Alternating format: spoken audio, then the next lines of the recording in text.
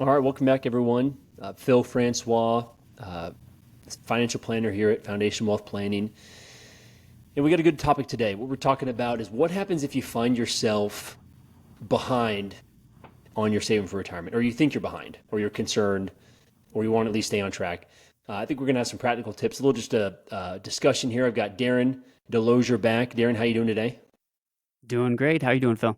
I'm doing fantastic. Again, Darren is a financial planner here at Foundation Wealth Planning. Also has a long history at Catholic Answers, and so he brings a great financial resource as well as some great discussions on interweaving faith and finance on this channel. So if you like it, maybe a quick reminder, maybe give us a like, follow the channel, try to provide these videos, trying to get on more of a weekly cadence. Huh, Darren? This is pretty exciting.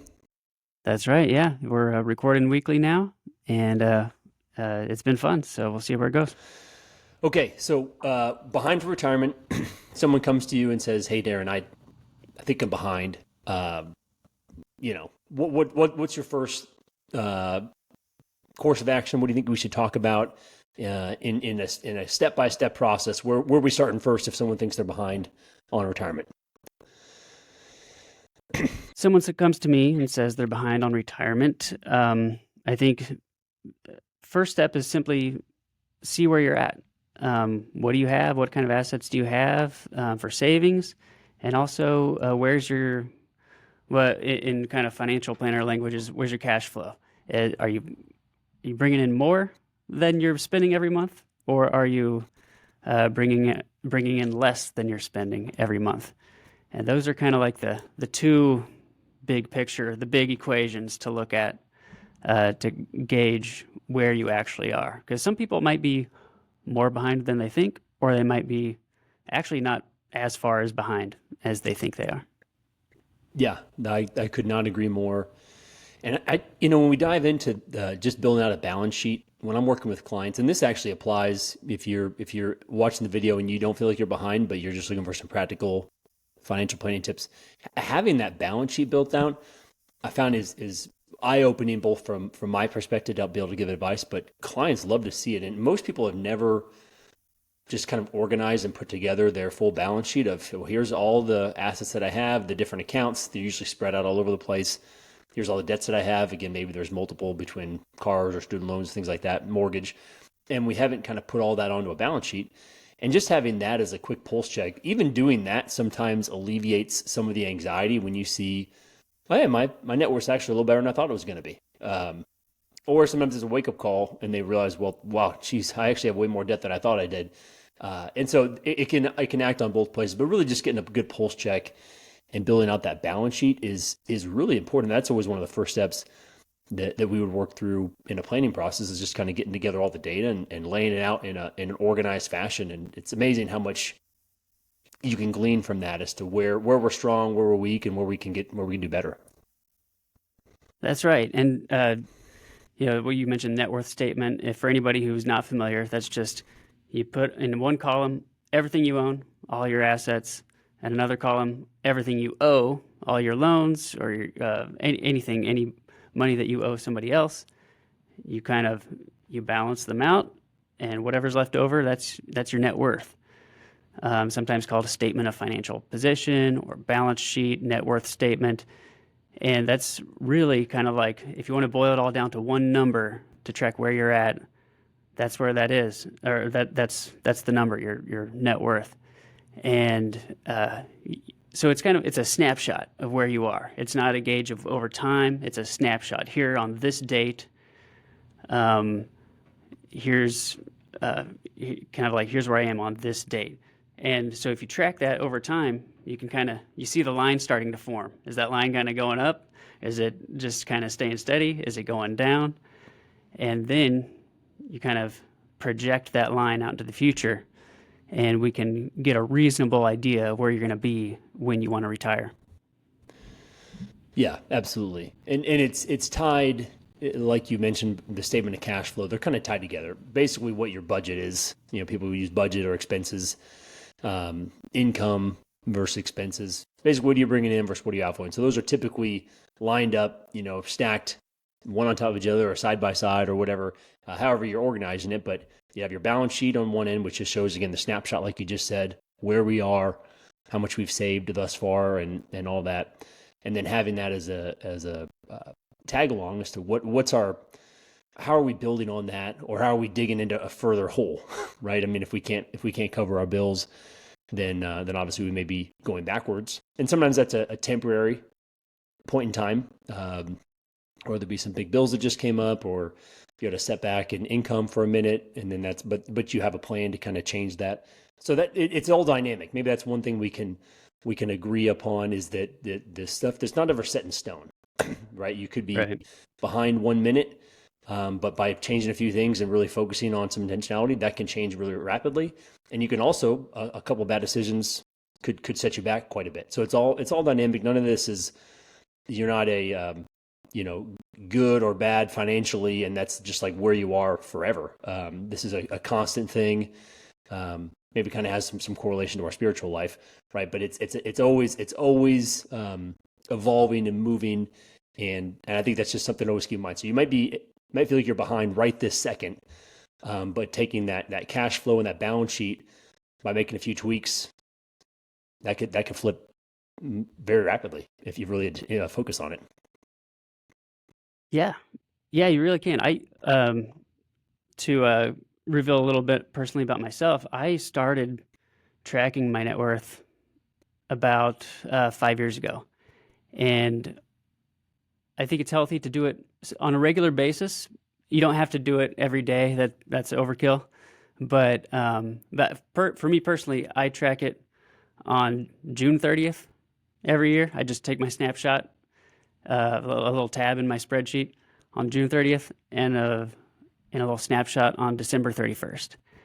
And so now I have 10 of those snapshots since I've been doing that for 5 years.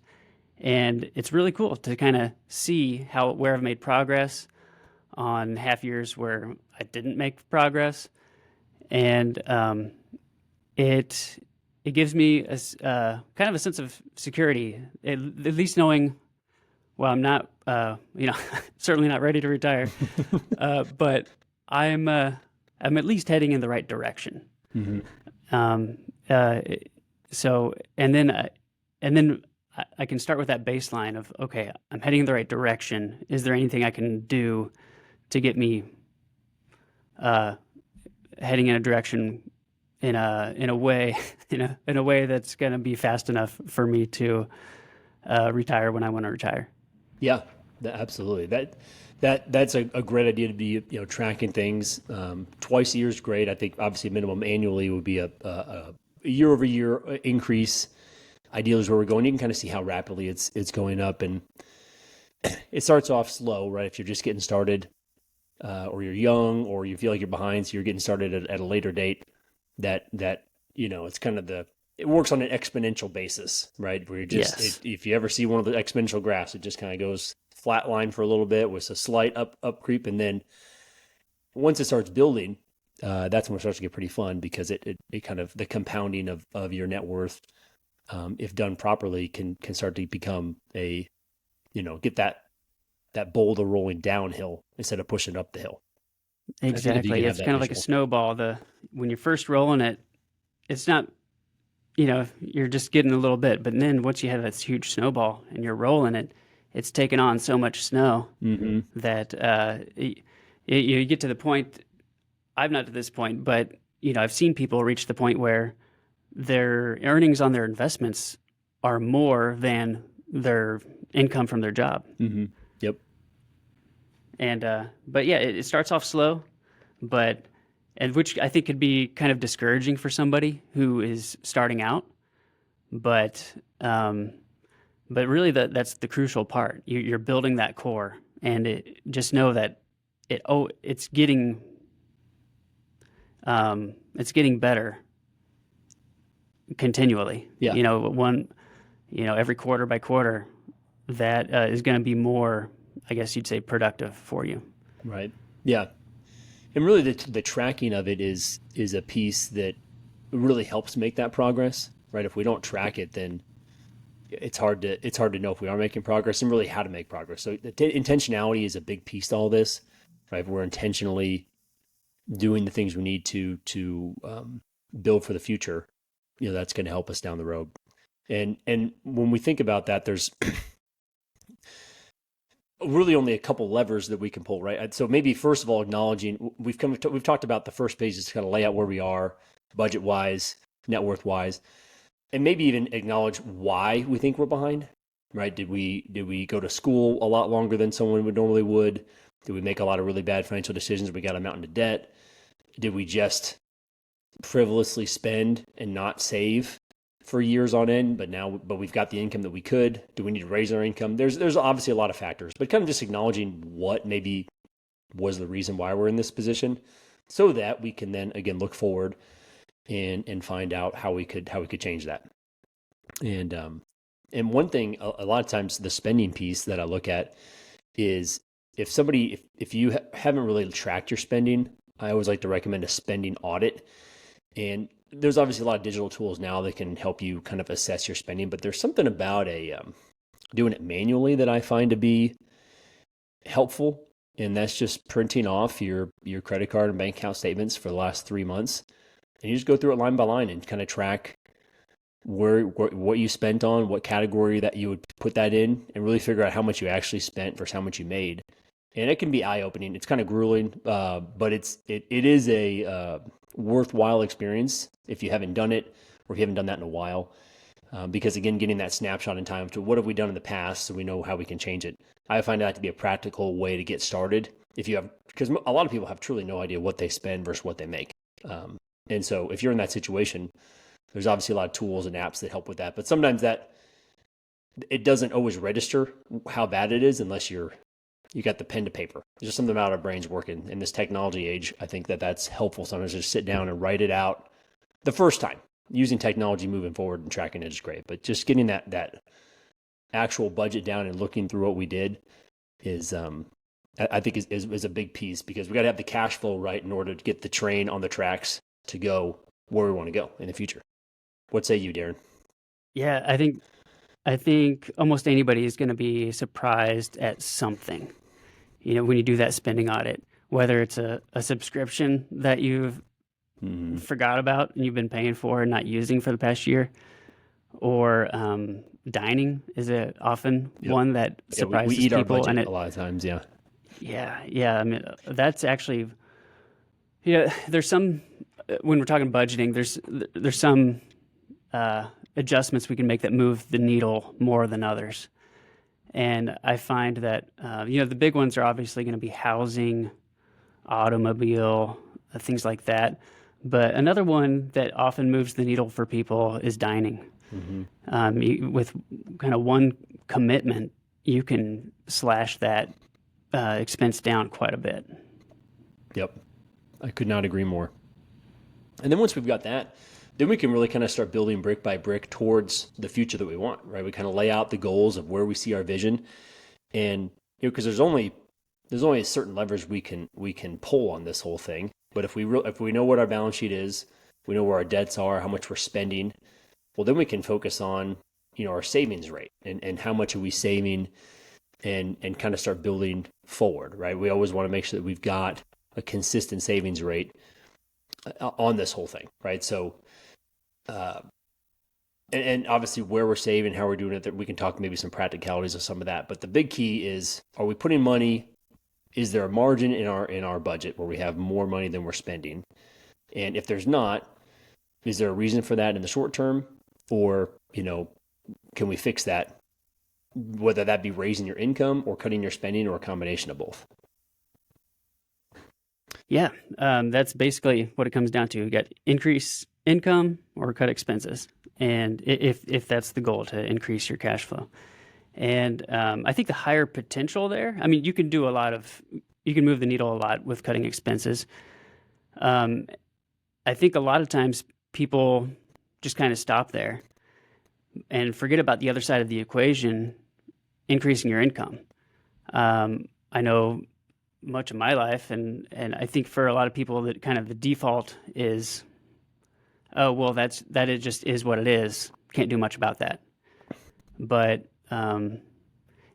you can't often increase your income on a short term. Just I decided to do this, but you can take steps to really increase your income a lot in the medium to long term, and that can make all the difference. That can make a huge swing in your retirement planning. Yep, absolutely. Yeah. So if you need, if there's additional job training or certifications, I wouldn't necessarily advocate going all the way back to school unless the job you need really requires that. But there's so many jobs now or ways you can increase your income by gaining skills or certifications or things that are less time and money intensive than going all the way back to get another advanced degree or what have you. Sometimes that's needed, but that's a full course correct. It maybe requires a little more reflection to just make sure that's where you want to go in your life. But there definitely is a number of things we can focus on. And really, I mean, there's only a few levers to pull here, right? If we really are behind, right? We either need to come to terms with the fact that we're going to work a little bit longer than we thought, right? Spend less than we thought, both now and in retirement. Like our dream retirement spending might be less, but that's maybe how we have to make it work. Or, we try to save more now to help offset that in the future. And that's done by both decreasing expenses now and increasing our income, right? So there's only a few levers that we can pull, and if you are behind, cranking on those levers in different ways can really change the results. And sometimes that might just mean, hey, I want to work a little bit longer. And that's there's reasons for that too. Keeping yourself young, you have more to give back to the world. I mean, sometimes just the idea of wanting to fully retire and sit on the beach that's like a new modern idea. That's not even really a historical idea of retirement. But if you have enough, maybe you shift more into mentorship and volunteering and things like that. But nonetheless, maybe come to grips that, hey, just maybe I work a little longer than I thought. I can't retire at 60 and just do nothing the rest of my life. Maybe we have to build in more purpose and more direction on that back end. But in the meantime, as we're trying to still build our net worth, we can focus on increasing income and just saving that additional money that we have. And also that piece that's left over, that we have left over to invest and save, we can make sure we're taking optimal steps to make sure that is doing the most work it can for us. So making sure if you have a company 401k, making sure you're taking full advantage of that match, making sure you're investing in those tax advantaged accounts, and maybe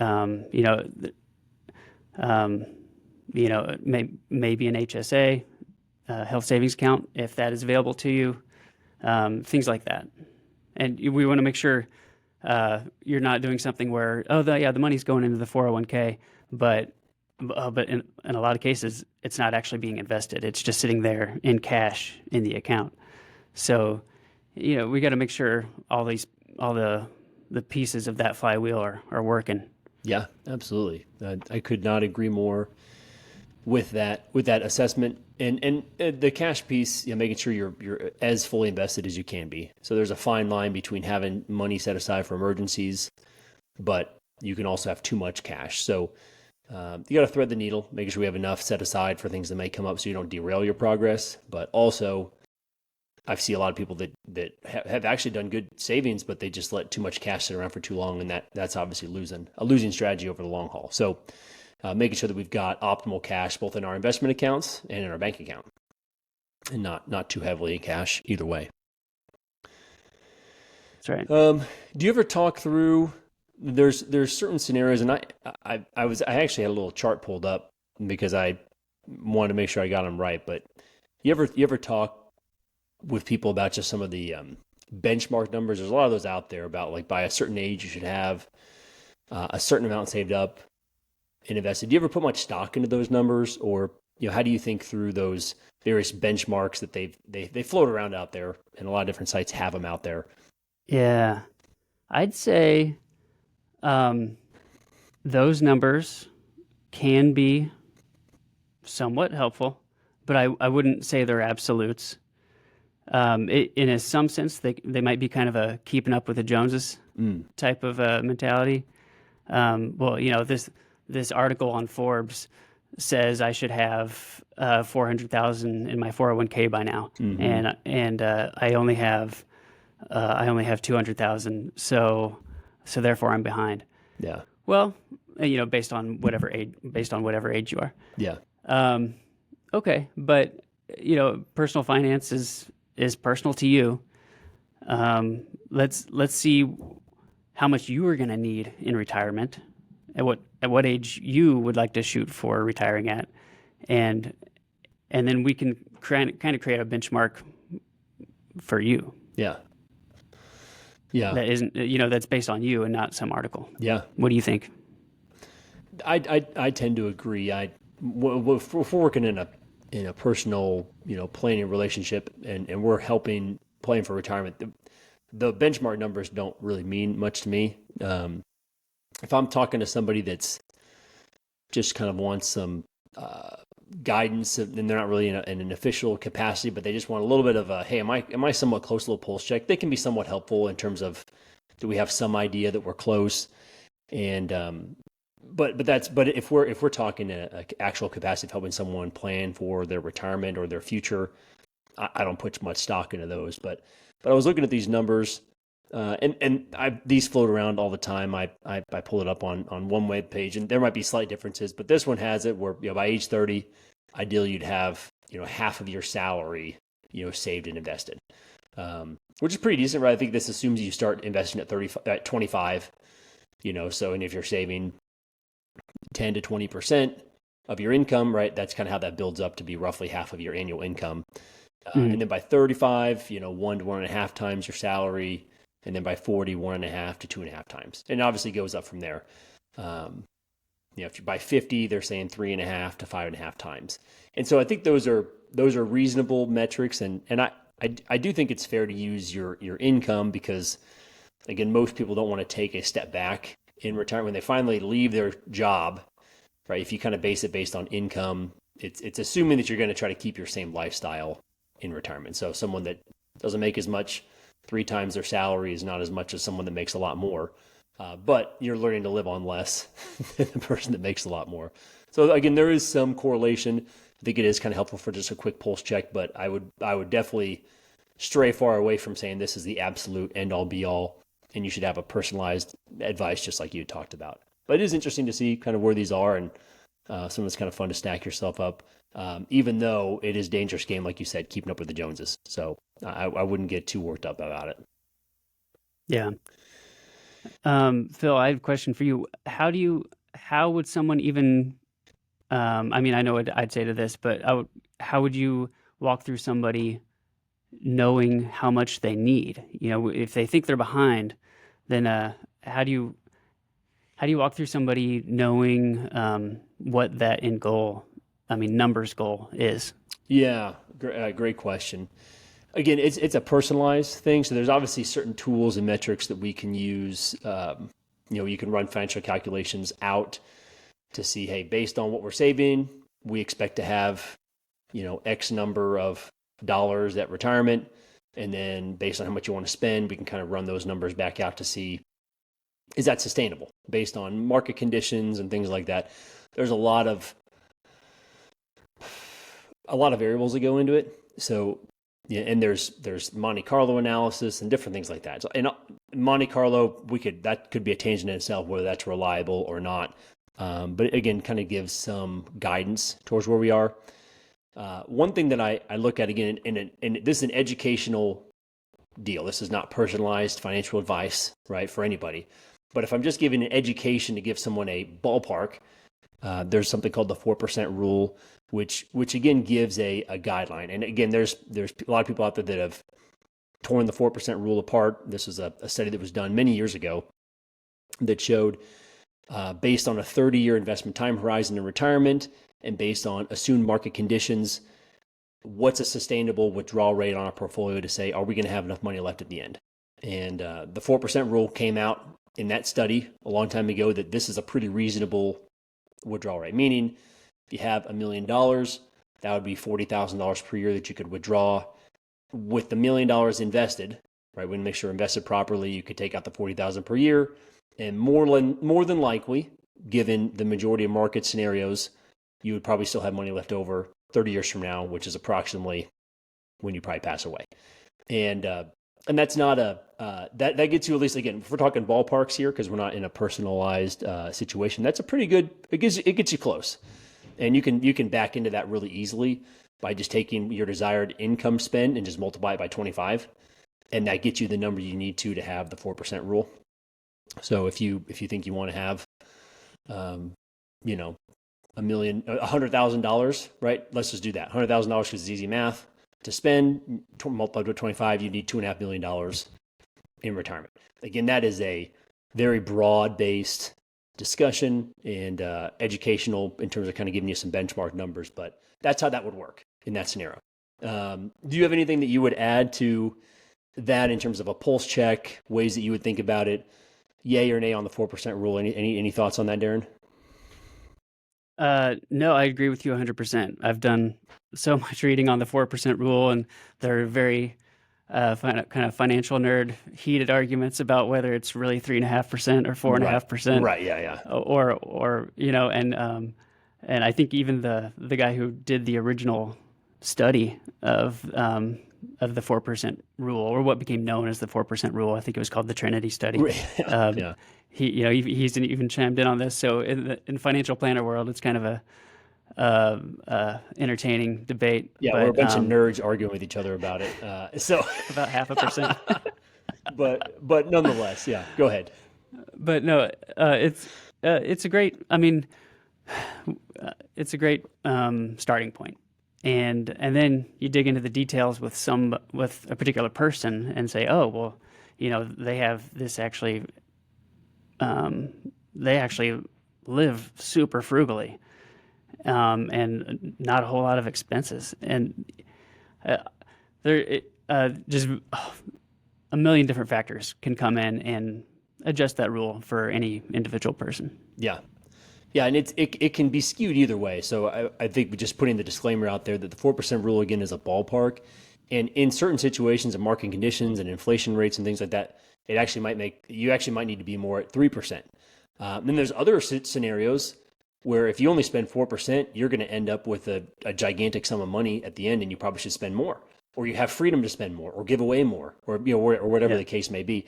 But the 4 kind of gets us a ballpark. But yeah, in some scenarios, that's way low, and you could do more. And in other scenarios, that overshoots it. And some of that depends on what age you actually retire, and like you said, your spending and what market conditions are doing during your 30 or 40 year retirement time frame. So a lot of variables. But the key would be, once you get to that point, is just doing a continuous check on your assets, how they're doing in relative to your spending needs and everything like that.